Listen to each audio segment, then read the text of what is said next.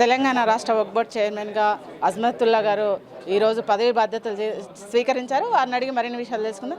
Sir, మీకు పదవి బాధ్యతలు ఇచ్చారు, ఎట్లా ఇప్పటికే వక్ఫ్ బోర్డులో కూడా అనేక సమస్యలు ఉన్నాయని తెలుస్తుంది, దీన్ని ఎట్లా మీరు ముందుకు తీసుకెళ్ళగలుగుతారు?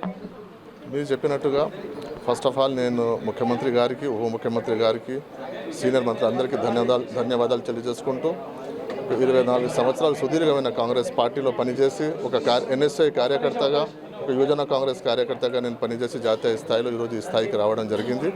దానికి కాంగ్రెస్ పార్టీ రాష్ట్ర జాతీయ నాయకత్వానికి నేను ధన్యవాదాలు తెలియజేసుకుంటూ, మీరు చెప్పినట్టు 100% దీనిలో చాలా ఇష్యూస్ ఉన్నాయి. అందులో మరీ ముఖ్యంగా encroachments of lands and increasing of income of Waqf lands. దాదాపు ఈ వక్ఫ్ అనేది ఒక పెద్ద సంస్థ, 33,000 చిల్లర సంస్థలు దీనికి అటాచ్ ఉంది. దాంతోపాటు 77,000 ఎకరాల భూమి వక్ఫ్కు సంబంధించి ఉంది. దానికి కోర్టులో చాలా ఇష్యూస్ ఉన్నాయి. అదేవిధంగా ప్రైవేట్ ఎంక్రోచ్మెంట్స్ చాలా ఇష్యూస్ ఉన్నాయి. ఇవన్నీ మేము బోర్డులో కూర్చొని డిస్కషన్ చేసి ఏ విధంగా మనం దీనికి వక్ఫ్ రిటర్న్ తీసుకోవాలా, ప్రొటెక్ట్ చేయాలనేది మా ప్రాధాన్యత ఉంటుందండి. ఇప్పటి వరకు యూత్ కాంగ్రెస్లో ఉండి ఇటు ప్రతిపక్షంలో ఉండి కూడా అనేక విమర్శలు వస్తున్నప్పుడు కూడా మీరు స్పందించేది ఉండేది. అంటే ఇప్పుడు బాధ్యతలు వచ్చాయి, మీరు ఏ విధంగా మీరు మీ గొంతుని ఇప్పటివరకు ఆపేస్తారా, లేకపోతే ఇంకేమన్నా మాట్లాడే ప్రయత్నం ఏమైనా ఉంటుందా?